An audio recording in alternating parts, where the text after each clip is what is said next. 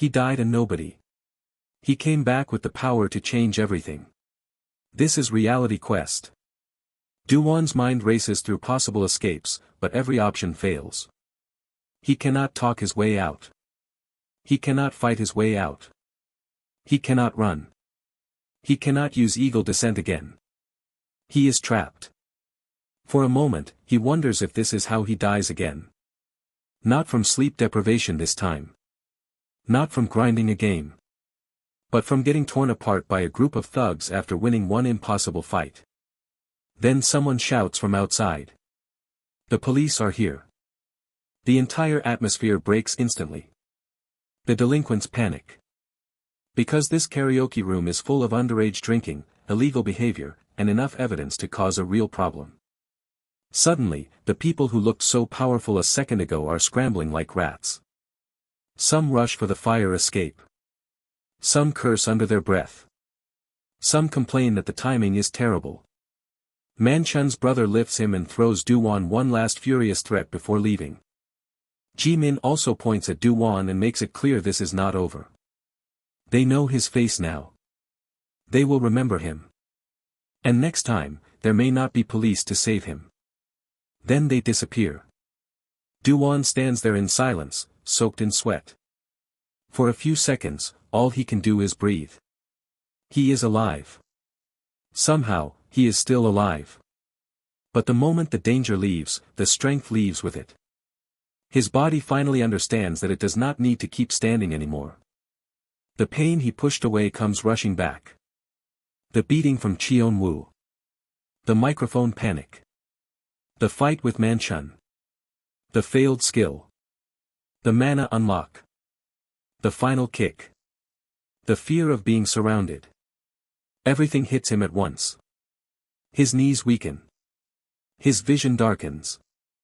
And Do-wan collapses.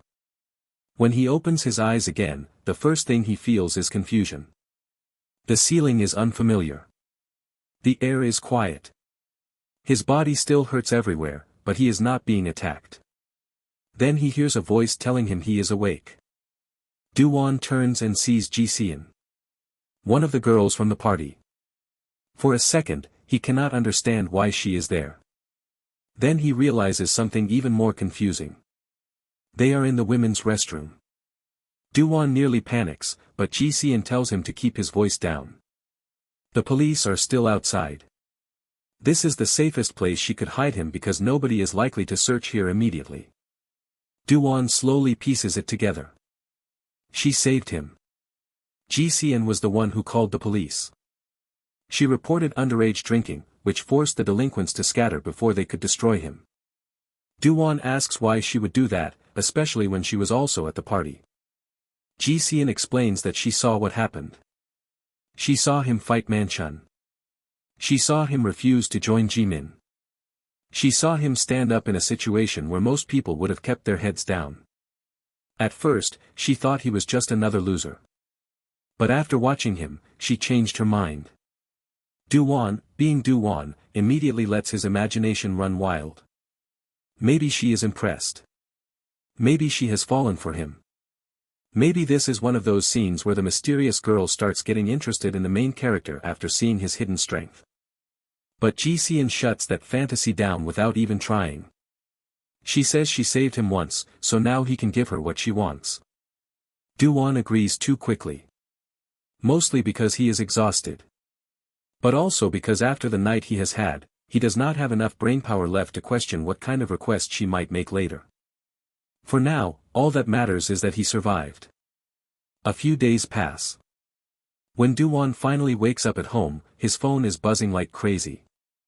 His mother is calling. The second he answers, she starts scolding him for not picking up. Do-wan tries to act casual, saying he was only out of contact for 1 day, but his mother corrects him. 3 days. He has been unreachable for 3 whole days.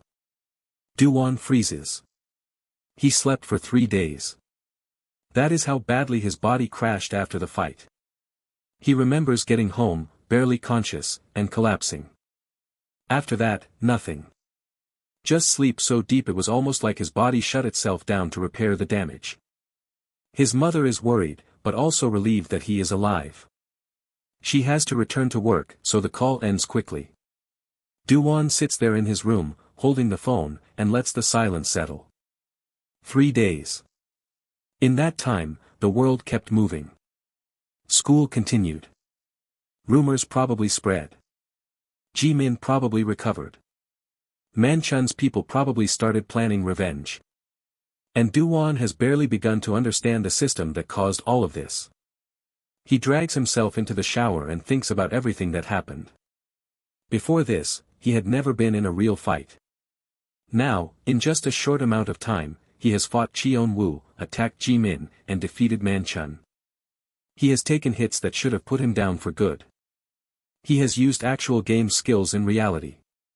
He has unlocked stats with keys like some kind of living character menu. It sounds insane. But his bruises prove it happened. After recovering enough to think properly, Do-wan decides on his next goal. He needs to contact the administrator.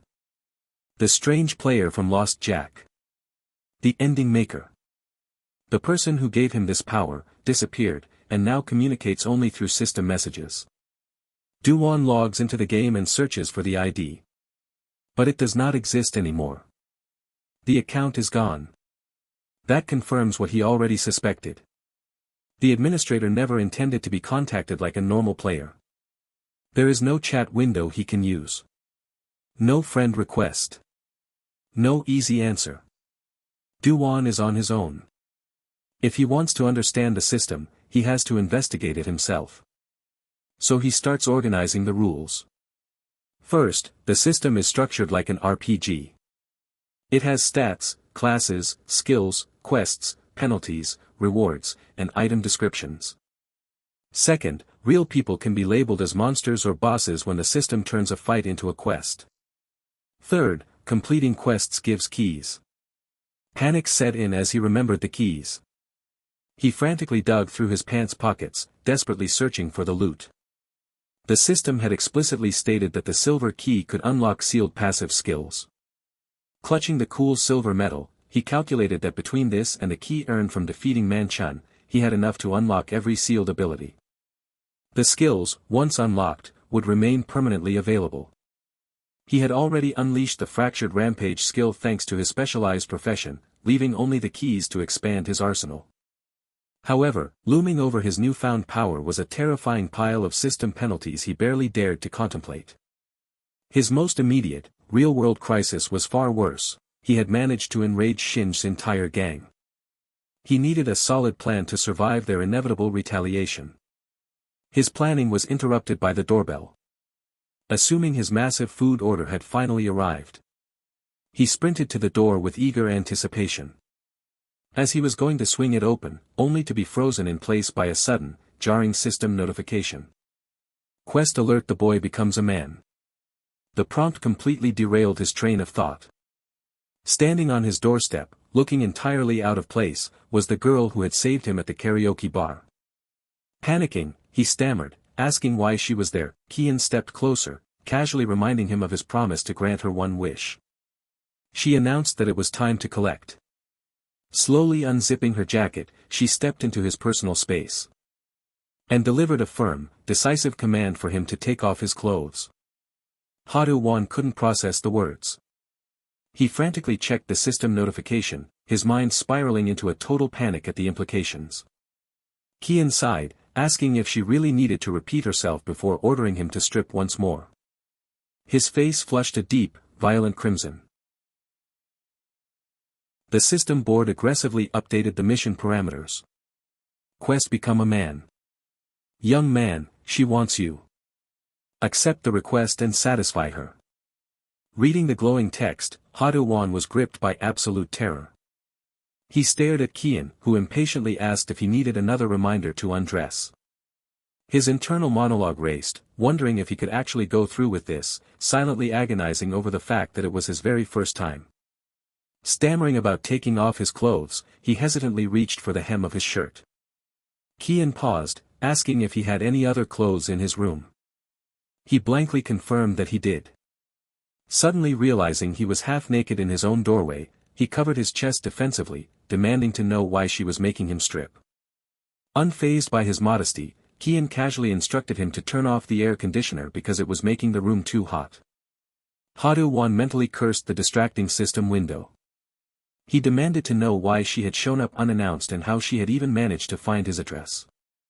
She smoothly explained that since she didn't have his phone number, she had to improvise. When she had dragged him away to hide in the bathroom, his phone had slipped out of his pocket, and his home address was conveniently plastered right on the phone case. She then inspected his meager wardrobe, bluntly stating that his clothes screamed of being a total loser. His eyes widened defensively, muttering that his mother had bought them for him. Kian laughed it off as a joke, but the sweat rolling down his back suggested otherwise. He wondered if this highly anticipated moment had finally arrived. Instead, Kian pivoted toward the door, formally inviting him to go shopping. The system pinged again, pivoting the objective.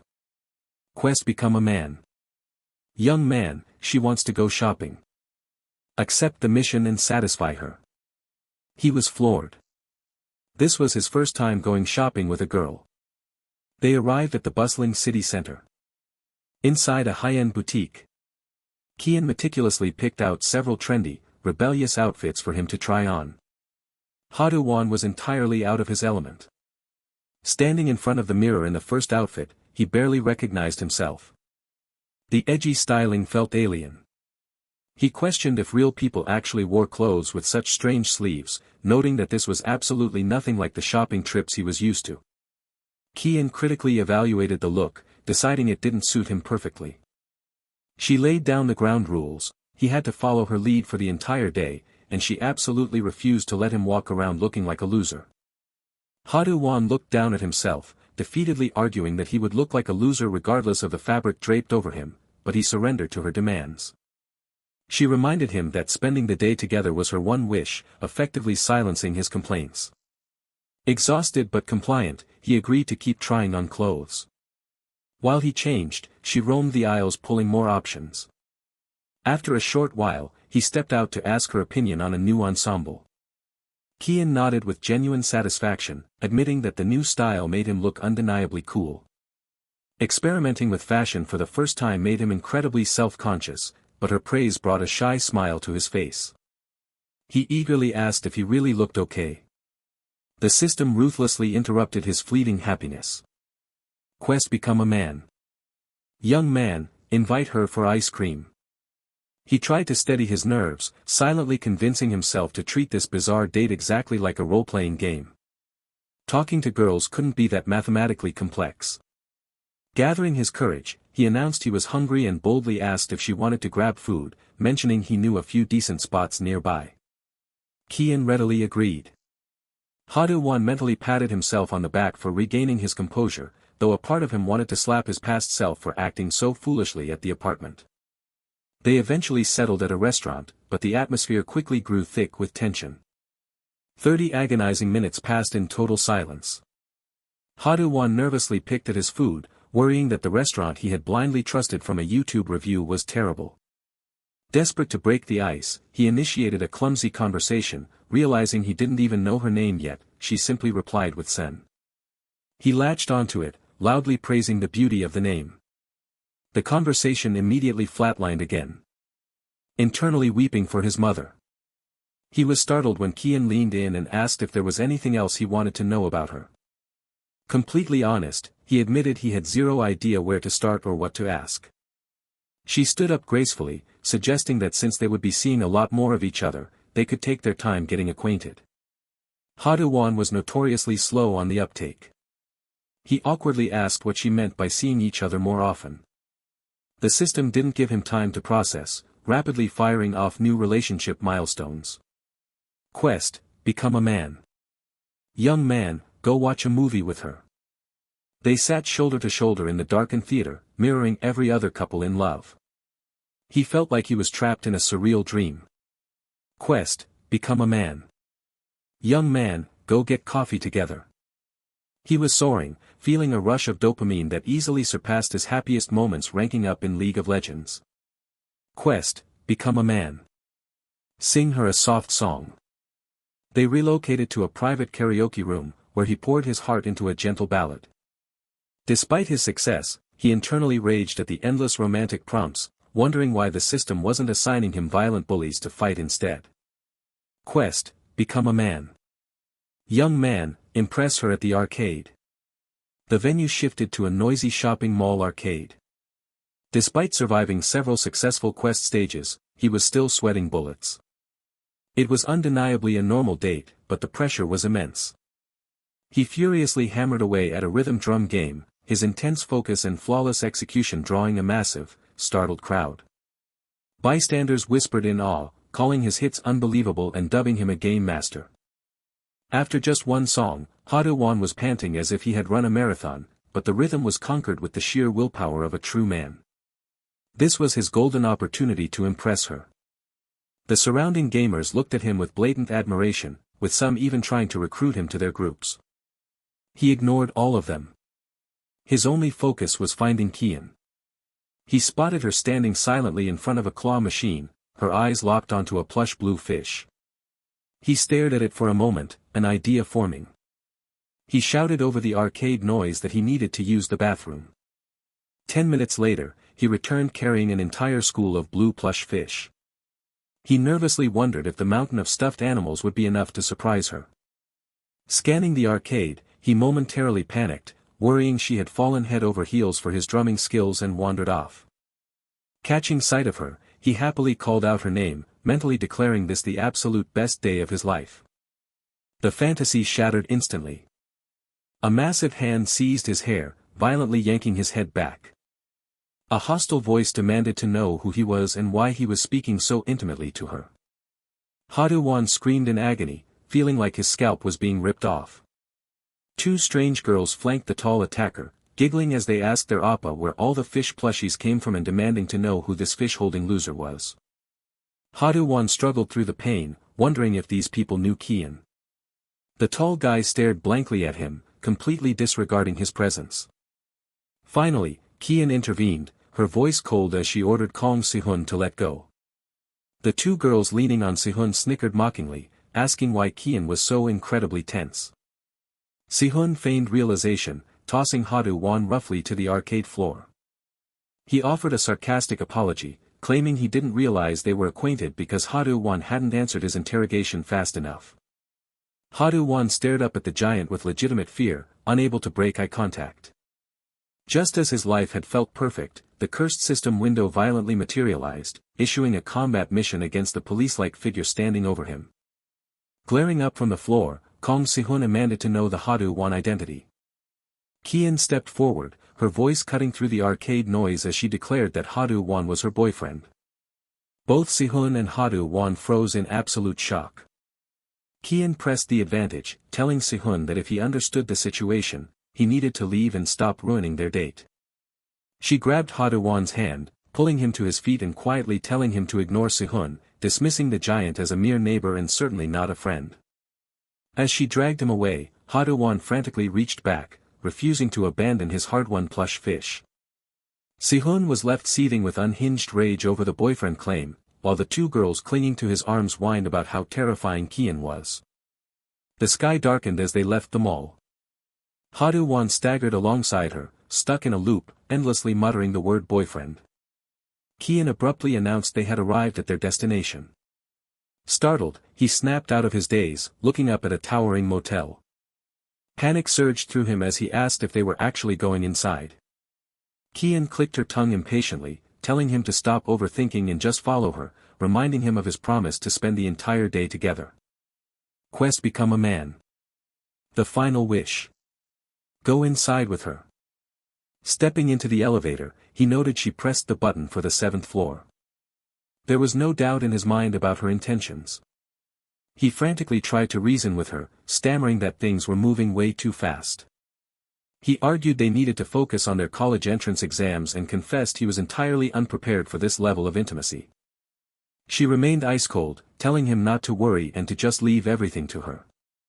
He turned to her blankly, asking what exactly happened next, desperately trying to keep a clear head and avoid getting dragged blindly into a life-altering mistake. With his back against the wall, he realized all he could do was try to verbally convince her to back down. The elevator chimed, and the doors slid open. He stepped out and immediately froze, paralyzed for 5 solid seconds. The room before him was not a motel suite. It was a massive conference hall, currently hosting the Gwanek District Bullying Council's annual meeting of 2024. The layout resembled a strict courtroom, packed with the most notorious and prominent bullies in the district. The acting chairman banged a gavel, demanding order and officially commencing the meeting. The chairman announced the primary agenda, addressing a painful thorn lodged deep within their council, a parasite leeching off the school grounds and local coffee shops. The target was announced clearly to the room: Shernan High School, second year, the criminal Do-wan. The room erupted into buzzing whispers. Thugs pointed at him, questioning if he was really the guy who had caused massive trouble with the Salim Dong crew, mocking him for looking like an absolute loser. Do-wan's face drained of all color. He spun toward Kian, his voice trembling as he demanded to know what was happening. She stood perfectly still, offering absolutely no response. The chairman relentlessly pressed forward, calling for an immediate vote. He asked the room to raise their hands if they agreed with the proposed elimination. A terrifying sea of hands shot into the air, uniformly agreeing with the chairman's harsh punishment. The trial concluded in seconds. The chairman formally declared that from this moment forward, Do-wan was the official target of all 497 members of the Gwanek District Bullying Council. The system cruelly updated. Quest line completed. A new, infinitely more dangerous prompt replaced it, stating that a true man must experience the thrilling rush of betting his life, commanding him to find a way to escape this precarious situation. Do-wan's mind raced, analyzing the brutal reality of school bullying. It stemmed from violent herd mentality, groups using fear to steal money and dominate the weak. They lived undisciplined, depraved lives simply because they could control the masses through sheer violence. He was completely overwhelmed, internally screaming at the sheer insanity of the bastards in the room. This was an absolute nightmare. The system offered a silver lining, noting that surviving consecutive missions would yield massive rewards upon the completion of the final task. But rewards were the absolute last thing on his mind. He turned his panicked gaze to Kian, realizing the depth of her betrayal, asking if she had orchestrated this entire shady setup just to trick him into a death sentence. The chairman continued his passionate speech, formally announcing that the elimination proposal was officially approved. Do-wan watched the bespectacled host bang the gavel, completely lost in the madness. Suddenly, a loud voice shattered the room's momentum, telling the chairman to wait. The interruption startled everyone. The speaker addressed Seniortson, noting that she had also submitted a formal proposal and suggesting they move to that part of the program first. Whispers tore through the crowd again as they realized the speaker was standing directly next to Kian. Murmurs praised her brilliance. Holding a declaration of low status, Do-wan was entirely lost, painfully aware that hundreds of violent thugs were staring directly at him, wondering if he was about to be beaten to a pulp on the spot. The gavel-wielding MC announced the next agenda item, filling the currently vacant position on the Bullying Council's Executive Committee, specifically the election of a new representative for Bormyong. Do-wan was baffled by the formal election process, wondering if these violent thugs thought they were actual politicians. Kian stepped forward, her voice ringing clear across the hall. She confirmed she had found the perfect candidate for the vacant position. Do-wan silently calculated his odds of quietly slipping out the back doors while the room was distracted. The MC shouted enthusiastically from the stage, speaking on behalf of the new representative members of Born-dong. Before Do-wan could execute his escape, Kian aggressively pulled him back into the spotlight, screaming his name for the entire hall to hear. The horrible realization finally struck him. He hadn't just been brought here for a trial, he was the primary candidate for the Born-dong representative position. The rumors spiked again, with thugs pointing at the screens, calling him crazy and questioning if he was remotely worthy of the title. The MC, however, expressed deep satisfaction, stating that as long as the candidate didn't actively damage their faction, he was the perfect fit. Riding the wave of the MC's approval, Kian passionately defended her nomination. She proudly declared that Do-wan had single-handedly defeated 3 hardened thugs in just one day, proving he possessed the raw strength required to be a representative. She shot a challenging glare at the silent crowd, specifically targeting a member named Yans. She argued that beating people to a pulp was the ultimate proof of leadership skills in their world. Surprisingly, the crowd didn't erupt in anger. Many murmured in agreement, admitting her twisted logic wasn't entirely wrong. Do-wan furiously reproached Kian, demanding to know what she was talking about and absolutely refusing to join a psychopathic bullying council. Kian remained eerily calm, advising him to carefully consider the deadly trap he was currently standing in. The crowd's mood swung wildly back to the original elimination vote. They chanted his name and status, reaffirming that Do-wan was the target of 497 violent members. His eyes widened in sheer terror.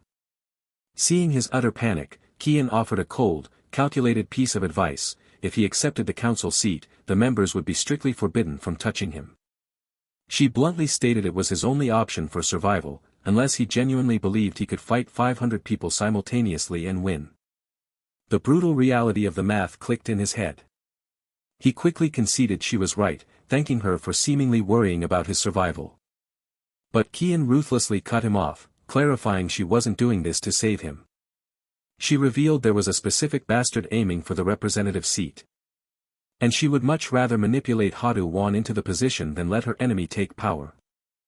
Do-wan's curiosity piqued, wondering who this despised bastard was. The answer arrived instantly as a towering figure loomed directly behind him. Do-wan craned his neck up, his stomach dropping as he recognized the giant from the arcade. Sehun looked remarkably cheerful. He addressed Kian, teasingly asking why she hadn't reminded him that today was the annual meeting.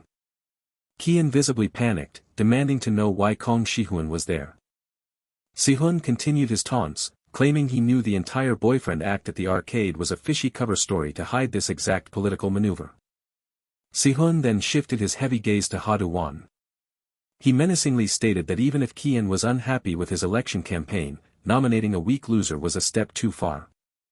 He mocked Do-wan's strength, claiming the kid could barely throw a proper punch. The oppressive aura radiating from Sehun made Do-wan feel like a massive rock was crushing his throat, making it impossible to breathe. The meeting host finally intervened, demanding order and formally asking if Senior Do-wan was indeed the new representative of Boraim-dong.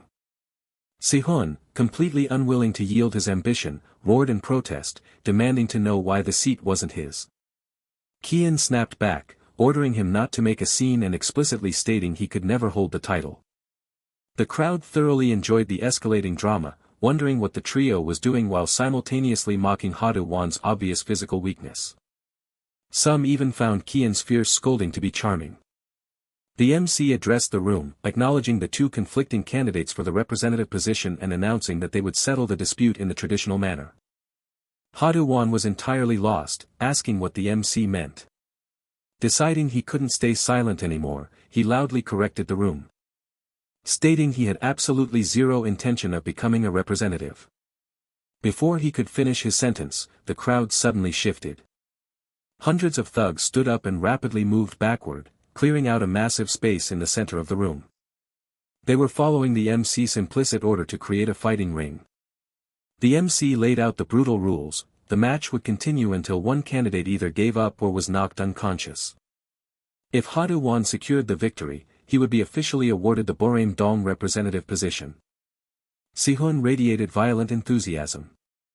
He confidently mocked Do-wan, wondering why a timid, three-legged weakling was waiting around for a fight with crazy people. Do-wan mentally noted that Sehun had just been warned against causing trouble 20 seconds ago, yet here he was, instigating a death match. Do-wan's immediate instinct was to surrender. He fully intended to shout that he gave up, but the MC's next sentence froze the blood in his veins. The host clarified that if Do-wan was defeated or surrendered, the original elimination order would immediately go into effect. Sehun forcefully declared that Kian was to blame for hiding behind a weakling, warning her not to cry over the impending bloodshed. Do-wan realized the terrifying truth: he had absolutely no way out. He was trapped in a lethal political game. Standing across from his enemy, who was confidently claiming Boraim-dong as his own territory, Do-wan knew he had to fight. Sehun loudly taunted him, asking where he was looking as he suddenly lunged through the air. Do-wan silently observed the incoming attack, his mind locking into focus. He had made his decision. He had to win. As Sihun descended from midair, Do-wan perfectly executed the eagle strike, countering the heavy attack and drawing gasps of admiration from the bloodthirsty onlookers. Whispers spread through the crowd, recognizing the famous, high-class martial arts move. Sihun quickly raised his arm to block the strike, utilizing his signature Boraim Kong granite defense. The crowd's admiration shifted to the giant, praising his absurd physical strength. Sihun offered a cautious smirk, admitting the counterattack had scared him slightly. However, Do-wan was internally panicking. He couldn't believe Sihun had casually blocked the kick that had previously dropped Yukman Chan in a single blow. Worse, Do-wan realized he had burned through his skill repertoire. The system flashed a dire warning: he did not have enough mana to execute another special move. The notification spiked his anxiety. He knew he couldn't win this fight relying on basic attacks, running out of skills guaranteed his failure. Sihun noticed his opponent's sudden hesitation and coldly asked what he was thinking about. While Do-wan desperately searched for a tactical way out, Sihun closed the distance and locked him in a brutal neck clamp. The more Do-wan struggled, the more excited Sihun became, cruelly whispering that struggling was entirely useless and promising to maintain the clamp until Do-wan passed out. As his oxygen supply was cut off, a buried memory violently surfaced in Do-wan's mind. He stared at the face inches from his own, finally realizing why Sihun looked so familiar. The giant had drastically changed his appearance by losing an immense amount of weight, making him unrecognizable until this exact, suffocating moment. The memory transported him back to a scorching summer day in middle school. He recalled struggling for breath while trapped in an identical neck clamp by a heavily overweight bully. The fat bully had taunted him with the exact same words, claiming struggling was useless and demanding a golden squirrel toy in exchange for his freedom. Do-wan remembered the endless torment of those days. He had frequently been forced to fake fainting spells in the middle of class just to escape the relentless bullying, suffering the bewildered stares of his classmates. The torture extended to the cafeteria, where the fat bully forced him to gorge on massive amounts of food under threat of violence, and even into the bathrooms, where the physical threats never ceased. Because of this specific bully, Do-wan had genuinely fainted countless times. But the physical pain was nothing compared to the psychological terror of waking up surrounded by jeering, mocking students. The profound humiliation he endured at the hands of this single tormentor had fundamentally broken his confidence, leaving him with severe anxiety around girls and cementing his status as a complete failure. In the present, Do-wan lay sprawled on the cold floor, his face twisted in deep resentment as he suffered the venomous curses of the council members watching the fight. They screamed that a piece of trash like him didn't deserve to grow old and should just die. Standing triumphantly over him, Sihun sadistically declared that the result was obvious and it was fun to watch him suffer. Do-wan's internal rage boiled over. The fat bully who had ruined his childhood had simply lost some weight, changed his appearance, and was now surrounded by admiring girls and loyal thugs. The injustice of it all made him physically sick. He refused to lose to a bastard like Sihun, but logic dictated he had no way of winning.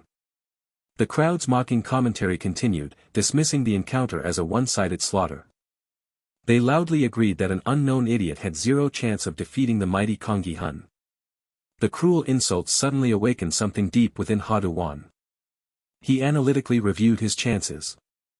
He had blown his final skill on the opening kick, and it was effortlessly blocked. Now, trapped in a submission hold, he was flailing like a helpless idiot. He felt utterly hopeless. Sihun proudly declared his victory to the room, asking if anyone objected to him taking the representative seat. Do-wan closed his eyes, accepting that this was his bitter end. But then, against all logic, he slowly pushed himself off the floor. He smirked through the pain, asking Sihun why he was so eager to absorb more of a beating, complimenting the giant for being surprisingly tough. Do-wan didn't hesitate for a second, loudly advising Sihun to worry about himself, promising to show his childhood tormentor exactly what hell looked like. The massive conference room fell into a dead, shocked silence. Do-wan's jacket lay discarded on the ground. The crowd couldn't believe their eyes, utterly stunned by the sheer volume of rapid-fire punches Do-wan was unleashing. The most surprising aspect, however, was that the flurry of punches landed with the weak, ineffective force of a sick kitten. Do-wan completely ignored the crowd's confusion, continuously encouraging himself, noting that it was almost over and he just needed to hold on a little longer. His mind flashed back to 7 hours ago, when he was eagerly rummaging through his digital inventory to inspect the loot earned from defeating Yukman Chun. The system had issued a notification confirming he had obtained the Silver Key, a hero-tier item capable of unlocking sealed passive skills. He had excitedly clutched the virtual key, immediately scanning the skill list. His eyes had locked onto a defense-oriented passive, eagerly selecting it with anticipation. The system confirmed the unlock, exclusive job defense skill unlocked, critical strike. The skill description noted that it consumed 0 mana, but it only possessed a microscopic 1% chance to activate a devastating critical strike when launching continuous, rapid attacks. At the time, Do-wan had deeply pondered the mechanics. A defense skill that required no mana was exactly what he needed for sustained combat, but the 1% activation rate felt like a cruel joke from the developers. Statistically, it meant the critical hit would only trigger once every 100 punches. He had been frustrated, complaining that he always received either mana-heavy skills he couldn't afford or useless, low-probability gambles. He had completely ignored the skill, deeming it worthless. But right now, completely drained of mana and facing an impenetrable defense, it was his absolute only option. He had no choice but to rely on the ultimate continuous scratch. Watching the pathetic flurry of weak punches, Kian couldn't help but feel deeply embarrassed for him, quietly thinking he looked completely ridiculous. But Do-wan didn't care about his image. He knew that if he just kept swinging, the mathematics of the skill would eventually force an activation. He had to capitalize on Sehun's sheer confusion. Do-wan taunted the giant, asking if his punches were too fast to block. Sehun's eyes were filled with genuine bewilderment. He couldn't comprehend the absurdity of the weak attack, wondering if this was some sort of elaborate joke. Even Do-wan internally criticized the cruel mechanics of the skill, hating the system for literally forcing him to land 100 consecutive weak blows just to trigger one real attack. The final, 100th punch sailed directly towards Sehun. It landed with 0 impact. Sehun stood perfectly still, calmly asking Do-wan what exactly he was trying to accomplish. Do-wan's mind raced, drawing parallels to the gaming world. He knew that random number generation algorithms were a chaotic, irreplaceable element of RPGs. RNG provided a twisted sense of fairness, artificially increasing the difficulty of success and equipment upgrades. He recalled the countless times players, including himself, had stared at a screen in despair, screaming at a missed upgrade roll. He remembered a conversation with a teammate who had scolded him for wasting his English tutoring tuition on upgrading virtual equipment.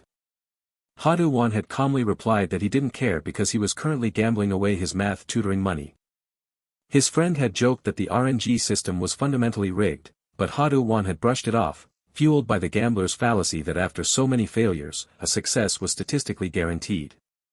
He had challenged the upgrade system daily, ignoring warnings that the algorithm would eventually snatch everything he owned.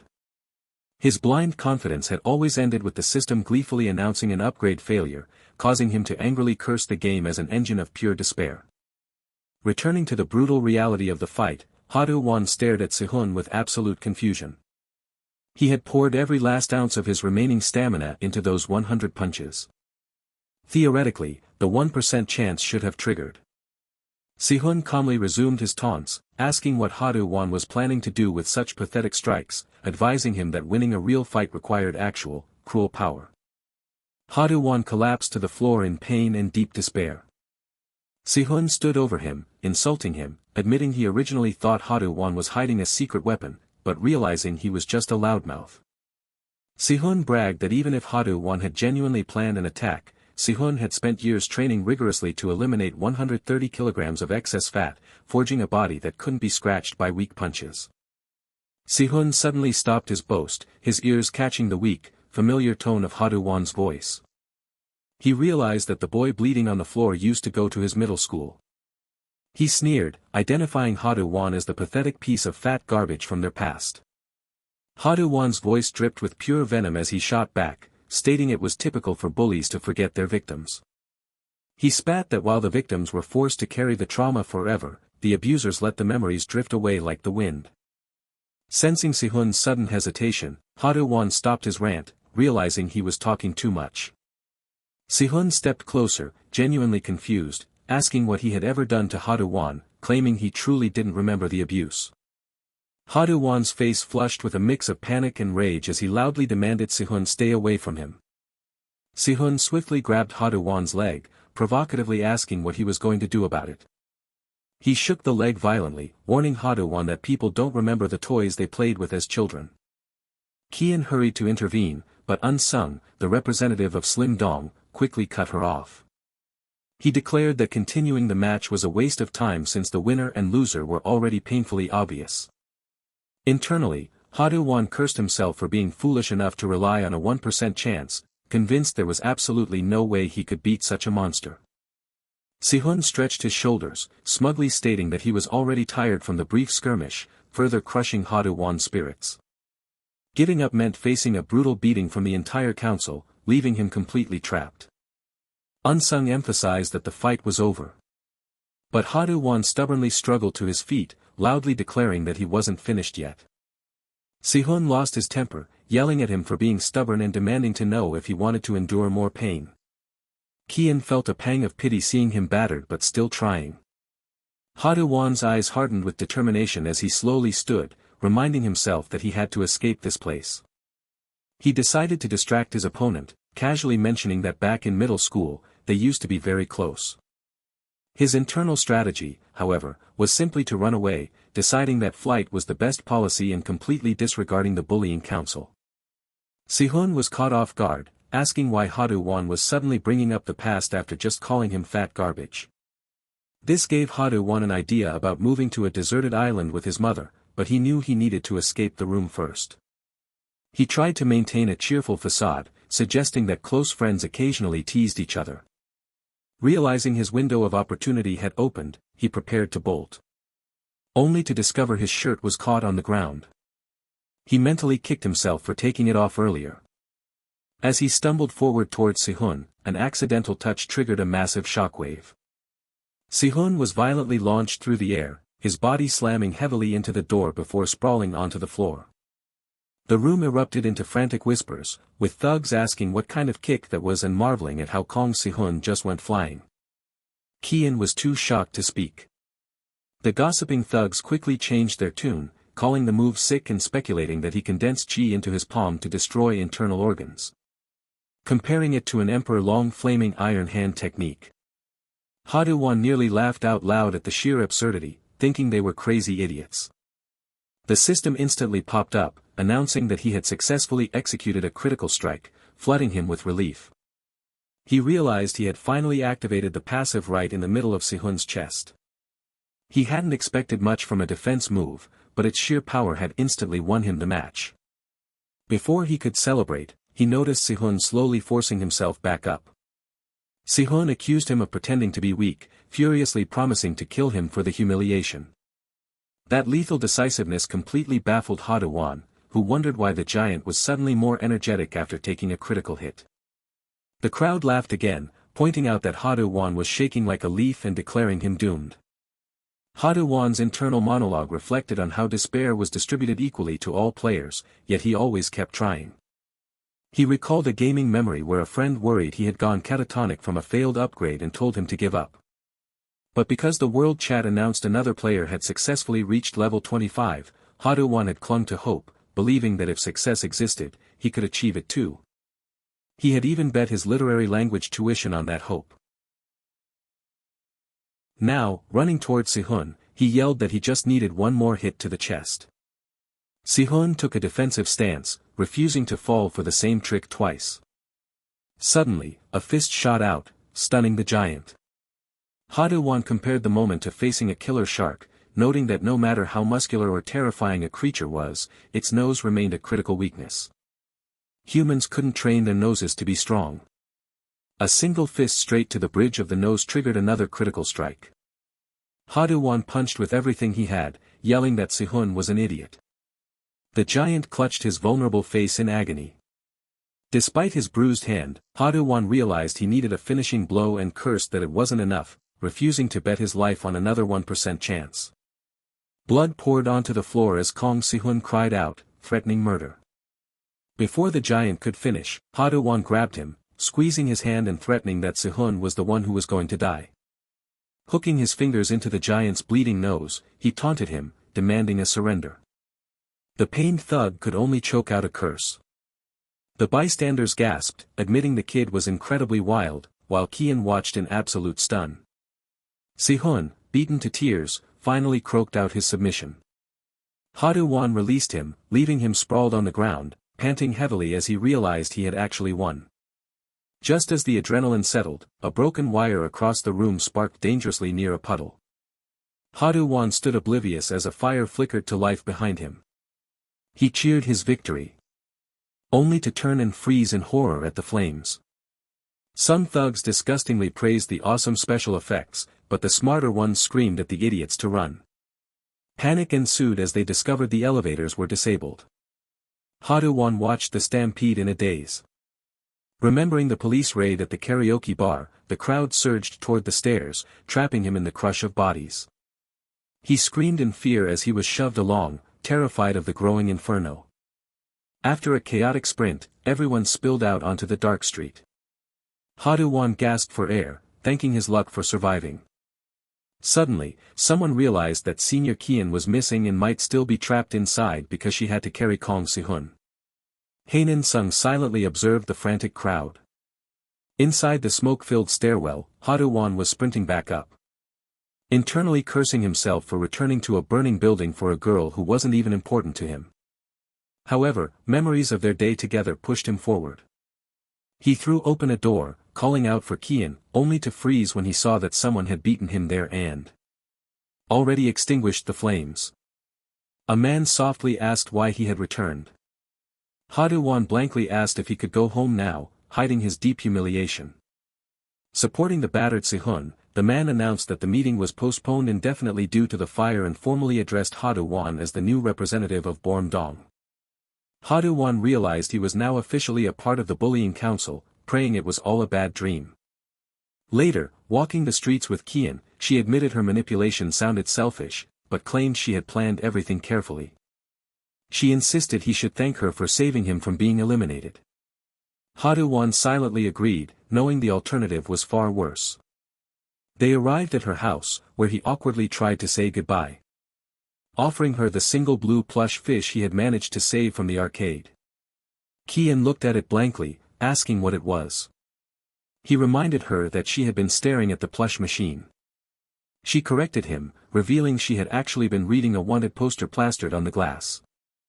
Do-wan sighed, but she thanked him anyway for coming back into the fire for her. Blushing furiously, he stuttered a goodbye. The system chimed, confirming the completion of the Become a Man questline. He whispered his relief, though he complained about being turned into a bully in the process. A notification revealed he had completed 8 quests total and calculated a massive reward.